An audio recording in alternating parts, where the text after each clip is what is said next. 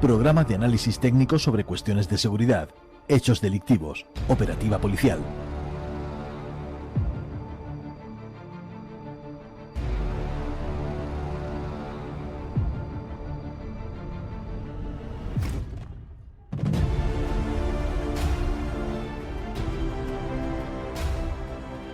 La Recámara, H50 Digital Policial, con Pilar U. Ramos.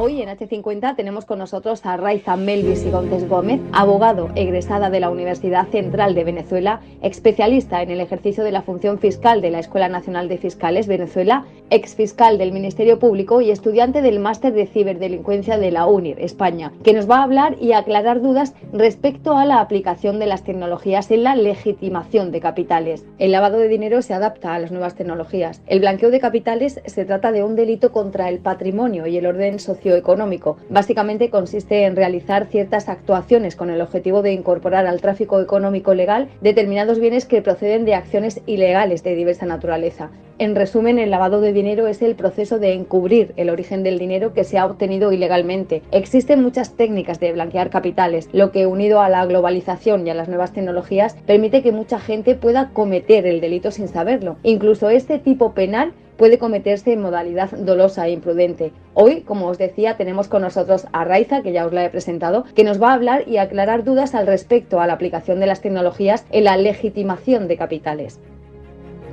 Un saludo a todos, gracias por la presentación y bueno, aquí dispuesta a contestar las preguntas que se me hagan sobre esta interesante temática. Raiza, ¿cómo inicia el proceso de tipificación la legitimación de capitales? Para responder a tu pregunta, debemos remontarnos al auge de la producción y tráfico de drogas. Como referencia de ello tenemos el Convenio Internacional del Opio del año 1912, siendo que este fue el primer tratado internacional que ordenaba y regulaba el tráfico de opio, cocaína, heroína y sus derivados. ¿Qué ocurre? Que a partir de este tratado internacional, que fue el primero, los que le siguieron, tampoco establecían la legitimación de capitales, hasta que en los años 80 se presta mayor atención a las ganancias que generaba el tráfico de drogas.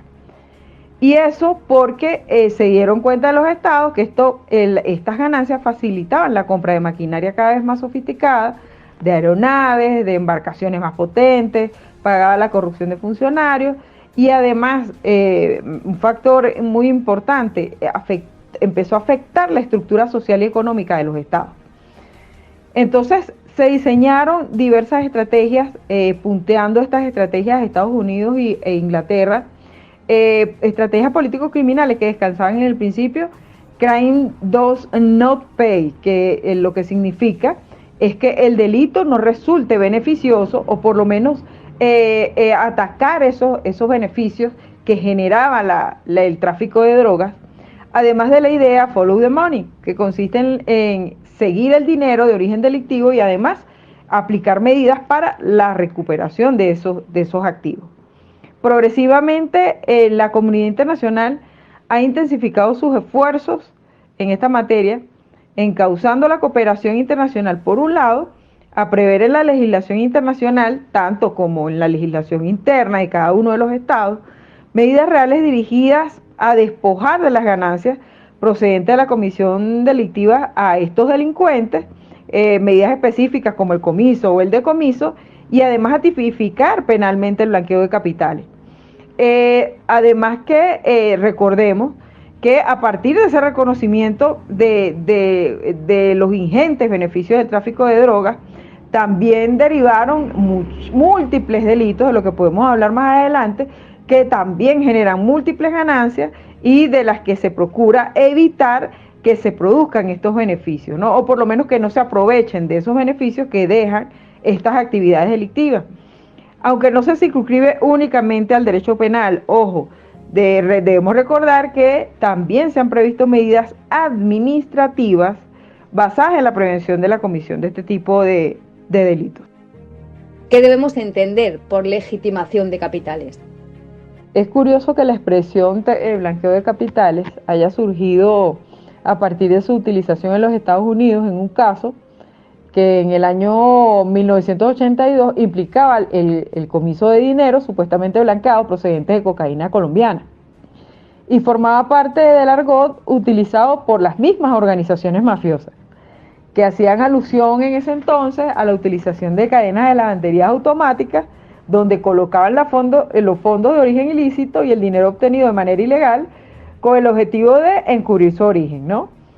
Esa misma terminología, blanqueo de dinero, es utilizada en España, en Francia, pero en América Latina se habla más que todo de lavado de dinero, lo que en definitiva se refiere al dinero negro, ¿no? Procedente de actividades ilícitas destinadas a ser lavadas o blanqueadas. Sin embargo, algunos doctrinarios que se han dedicado a esta materia se refieren a que el blanqueo es destinado a aquel dinero procedente de la evasión fiscal y el lavado de dinero cuando procede de otras actividades delictivas. Sin embargo, es utilizado de forma indistinta, ¿ok? En la práctica. A partir de la definición analítica del blanqueo de capitales, a mí me gusta mucho una definición que da Blanco Cordero, que lo define a partir de los elementos que lo integran y no de las fases, ¿no? Recordemos que las fases de lavado de activos son la obtención del dinero, la colocación en el sector financiero, la estratificación o ensombrecimiento y al final la integración. Sin embargo, este autor se refiere al blanqueo como un proceso. Es todo un proceso consistente en una serie de actuaciones sistematizadas que están divididas en fases o etapas que son realizadas de forma progresiva hasta conseguir el resultado perseguido por los blanqueadores, ¿no? Que es disfrutar de los bienes sin despertar de sospechas sobre su origen.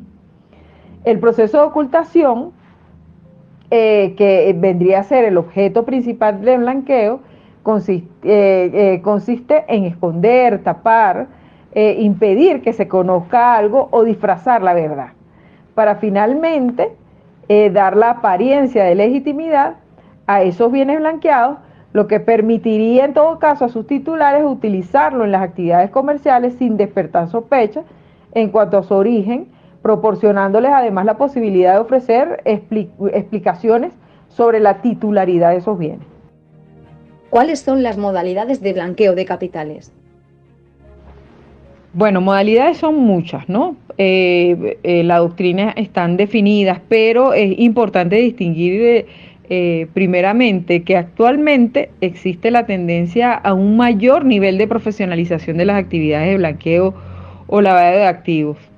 ¿Y eso para qué? Bueno, porque busca la minimización de los riesgos de la actividad a través de esa profesionalización, no solo de los integrantes de la organización criminal, sino que se empezó a emplear a profesionales externos a la organización. Entonces, bueno, entre las modalidades que se han distinguido, podemos verificar a través de ellas la evolución de estas modalidades o tipologías que distinguen el lavado de activos, ¿no?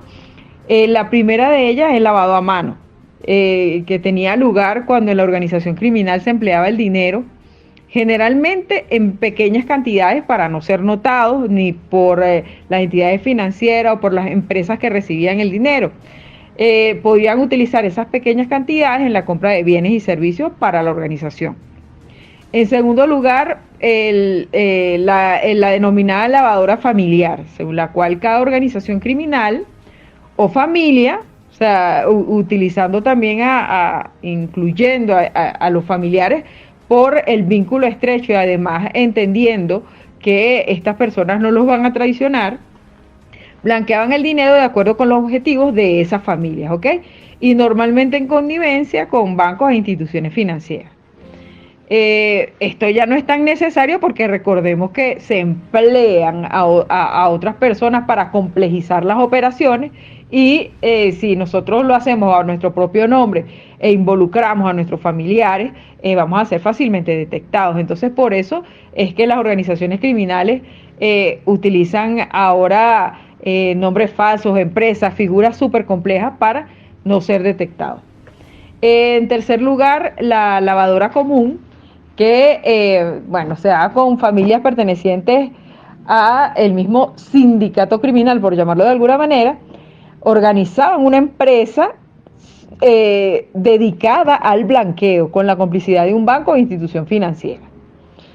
En cuarto lugar, la denominada tintorería, que es cuando una organización criminal ofrece a otras organizaciones criminales un servicio de blanqueo de capitales con diferentes ciclos, ¿no? Eso lo hemos visto mucho, podemos mencionar algunos casos luego. Pero lo interesante es que la profesionalización se evidencia a través de la separación entre las actividades criminales que cometen estos grupos y por otro lado las actividades de blanqueo de capitales, ¿ok?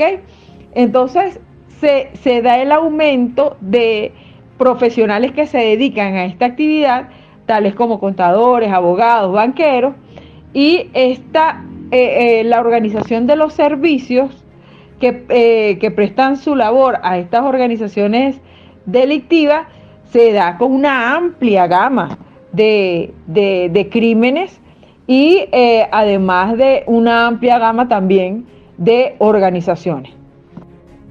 Raiza, ¿tiene algún ejemplo de organización criminal que ofreciera este tipo de servicios a organizaciones criminales o a particulares que buscaran ocultar sus capitales? Mire, ejemplos hay muchos, pero entre los más relevantes está el caso denominado Panama Papers o Papeles de Panamá, en el cual el bufete Mossack Fonseca destinaba sus oficinas a dar asesoría a aquellas personas naturales o personas jurídicas, organizaciones criminales que necesitaban crear empresas solo documentalmente, con las denominadas empresas de papel, para crear además cuentas bancarias a partir de la complicidad con entidades financieras, generando adicionalmente operaciones ficticias para justificar o dar apariencia de legalidad al dinero de la empresa. Ese caso lo recuerdo muy bien porque desde Venezuela se procuró y se solicitó a partir de la Convención de Palermo a Panamá y implementar un equipo conjunto de investigación, ya que en Venezuela surgieron muchos nombres que utilizaron este mecanismo y estaban vinculados al alto gobierno, ¿no? En ese momento tuve conocimiento porque yo me desempeñé para el año 2016, si mal no recuerdo, como subdirectora de investigaciones de los delitos de corrupción en el Ministerio Público de ese país. ¿Qué podemos entender como mulas digitales y la forma en la que operan? El término mula está vinculado principalmente al contrabando de sustancias ilícitas. Implica esconder o disimular tales sustancias en diferentes partes del cuerpo o bien oculto en sistemas de almacenamiento externo. Y además este trabajo que realiza la mula recibe un pago que es poco comparado con el valor de la mercancía que trafica, ¿no? Entre las modalidades utilizadas, bueno, son muy extensas, pero podemos mencionar el transporte en el cuerpo, esconder bienes en bolsas, en compartimientos de vehículos, en partes de vehículos, en equipajes, valijas, bajo la ropa, pegándolo al cuerpo con cinta adhesiva, entre otros. Esta modalidad se encuentra también vinculada no solo al tráfico de drogas, sino al contrabando de obras de arte, de fauna silvestre, por lo que básicamente implica una ejecución de carácter físico. Sin embargo, existen otras modalidades que son vinculadas al ámbito tecnológico, como son las denominadas mulas bancarias, como en el caso de Argentina, que tienen esa modalidad, que se ejecuta mediante bandas que son las vaciadoras de cuentas, que se dedican principalmente a captar los datos de claves y contraseñas financieras, que son vendidas a terceros, y además abren cuentas con datos ficticios para su utilización en el traslado del dinero a otras cuentas. Son principalmente captadas en la dark web y reciben un porcentaje del dinero trasladado. En otra modalidad que también es muy parecida a la de la mula bancaria, es las denominadas mulas dinerarias, dedicadas a prestar sus cuentas propias o bien a crear otras con el mismo objetivo, pero que también realizan un trabajo para captar a personas que en su afán de ganar dinero rápido aceptan el ofrecimiento de dinero para prestar su cuenta bancaria, o que bien son captadas a través de ofrecimientos de trabajo en línea, de recepción de dinero por ventas, entre otras modalidades. De esta forma, a estas modalidades que he mencionado son las mulas digitales, ¿no? En el que hay personas que fungen como coordinadores y unos como reclutadores.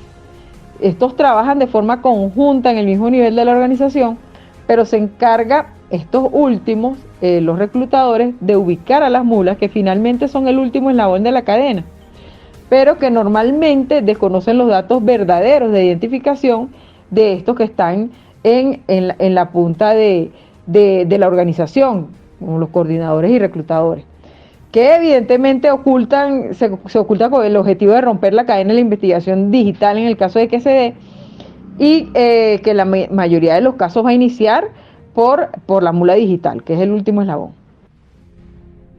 ¿Qué podría decirnos acerca de los delitos precedentes en el caso de la legitimación de capitales? Son muchos los delitos que pueden ser precedentes en el caso de la legitimación de capitales por el sustrato económico que tienen, ¿no? Podemos mencionar el secuestro, la extorsión, la estafa, las modalidades como el ransomware, la estafa digital, la trata de personas, entre otros, y la corrupción también. Cuando se refiere al delito de corrupción, parece difícil vincularlo a la delincuencia digital. ¿Cómo considera que los corruptos se estarían beneficiando de las tecnologías para disimular la procedencia de capital ilícito? Los corruptos se aprovechan de todo, y en específico los beneficios para la criminalidad, el tráfico digital, han venido sucediendo gracias a las estrategias utilizadas en el mundo físico y a la profesionalización de la que hemos venido conversando. La separación de la comisión delictiva y por otro lado la utilización de esos sofisticados procesos para lograr la evasión del sistema de justicia han sido altamente beneficiosos. Un ejemplo de ello es el esquema utilizado por la empresa Odebrecht, que en el mundo físico tuvo un sistema muy elaborado de doble contabilidad, de utilización de sobrenombres o nicknames para los clientes, claves encriptadas, creación de contratos ficticios, empresas creadas documentalmente, son las denominadas empresas de papel, como ya lo mencioné, con bancos aliados para las transferencias a través de complejos esquemas para llegar a su destino final, entre otros, que funcionó por muchísimos años, pero que en la actualidad puede ser superado ese esquema fácilmente por esquemas de ocultación vinculados a la utilización de las nuevas tecnologías. En ese sentido no es un secreto que para la utilización, por ejemplo, de monedas digitales y del mundo digital en general, finalmente puede propender a la legitimación de capitales. No se requiere necesariamente un conocimiento tecnológico para su ejecución, dada la existencia de conglomerados de personas que están profesionalizadas y que más bien ofrecen esa actividad a cambio del pago de su servicio, ¿no? Ofrecen la protección de las identidades para el traslado de grandes cantidades de dinero, para lo cual además pueden trasladarse del mundo físico al mundo digital y viceversa. Esto lo sé de primera mano también por la actividad que desplegué, y además que llevar el caso de Odebrecht en Venezuela me costó exilio. Me dirigí a Brasil a hacer las entrevistas a dos personas que teníamos planteadas en ese momento, en el mes de julio del año 2017, y nunca más pude volver a mi país, gracias a que las personas que estaban mencionadas en ese caso también pertenecían al alto gobierno, incluyendo al presidente. ¿Cuál es la mejor estrategia para combatir la legitimación de capitales en sus diversas modalidades? Uno de los aprendizajes obtenidos luego de algunos años dedicados a la investigación criminal es que los delincuentes siempre van un paso adelante de quienes se dedican a la legislación, procesamiento e investigación criminal.